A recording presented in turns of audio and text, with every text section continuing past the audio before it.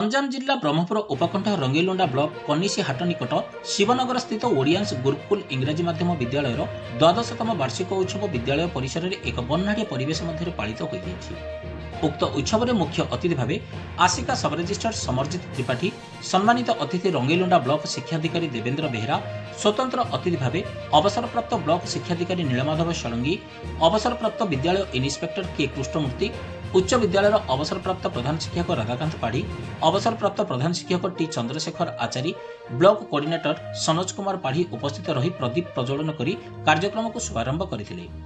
विद्यालय अध्यक्षा श्रीमती ममता पंडा अध्यक्षतार उत्सव कार्य परिचालित होता। विद्यालय अध्यक्षा श्रीमती पंडा उपस्थित अतिथि मानक उपढौकन दे सम्मानित करथिले। विद्यालय उपाध्यक्ष टी संग्राम किशोर आचारी वार्षिक विवरणी पाठ करथिले।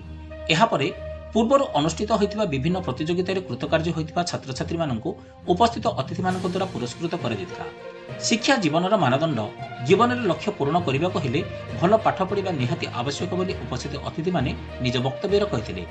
छात्र छात्री मानक द्वारा प्रारंभिक संगीत गान करा सह नृत्य परिवेशन करथिला। संध्या समय कोनी कोनी छात्र छात्री मानक परिवेशन होता नृत्य एवं संगीत सह कान्हू पात्र सुंदर मंच परिचालना समस्त मन को बांधि रखिथिला। उक्त उत्सव में विद्यालय परिचालना कमिटी सदस्य डॉक्टर राजेंद्र कुमार त्रिपाठी, बबीता पंडा, सीमा चौधरी, के दुर्गा भवानी, शंकर कुमार दलई समेत विद्यालयर समस्त शिक्षक शिक्षयित्री माने मिनती पात्र, ज्योतिपाल, नलिनी जेना, रश्मिता दास, सिनी सुषमा नायक, ए अंजी दोरा, प्रियदर्शिनी पाणिग्राही, टी किरण आचारी, शंकर राउल, ज्योतिराणी बारिक, सुजित कुमार नायक, सुनीता सेठी, नमिता साहू उत्सव परिचालन सहयोग करथिले। शेष में विद्यालय संपादक धन्यवाद अर्पण करथिले। ब्यूरो रिपोर्ट आंचलिक वार्ता।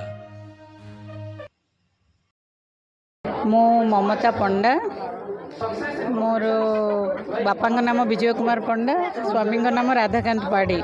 मो बापा जड़े रिटायर्ड स्कूल इंस्पेक्टर, मो स्वामी होचंदी रिटायर्ड हाई स्कूल हेडमास्टर। आमर ओडियंस गुरुकुल नाम कनिसी हाट गोटे इंग्राजी माध्यम विद्यालय चली जोटा कि 15 वर्ष है चली तार 12तम एनुअल फंक्शन आमर वार्षिक उत्सव आज पालन करा जाउछि। एही वार्षिक उत्सव रे विभिन्न प्रकार अतिथि माने उपस्थित अछंदी। बहु घात प्रतिघात सत्वे आमे 15 वर्ष पूर्ण करि परिछु आम विद्यालय को। एही विद्यालय चलिबारे मुख्य भूमिका होछि मो बापा विजय कुमार पंडांगर। तांको जोगो विद्यालय आज स्थापित हो परिछि। से बहुत परिश्रम करिसेंदी।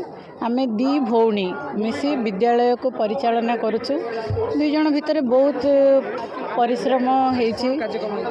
आज आमर कार्यक्रम भितर ओडिसी नृत्य, ओडिसी स्वागत संगीत, गणेश वंदना, विभिन्न प्रकार नृत्य गीत पिला मानंगु पुरस्कार वितरण करा जाउछि। वार्षिक क्रीड़ा उत्सव भी पालन करा जायतिला, तार पुरस्कार वितरण भी करा जायछि। आउ जो क्लास रे टॉपर होती पिला माने क्लास टॉपर अवार्ड अच्छी।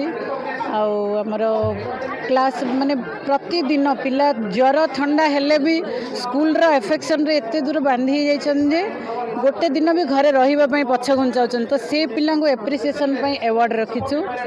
आमर जेते जण नृत्य शिल्पी अछंदी जेते जण पार्टिसिपेट करछंदी समस्तन पई अवार्ड रो आयोजन करा जायछि।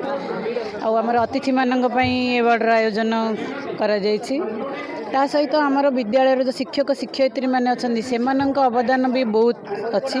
आमर स्कूल मैनेजिंग कमिटी मेंबर्स मानंकर भी बहु अवदान रही। तेणु समस्त को आज पुरस्कृत करिवार योजना आमे करिछु आज।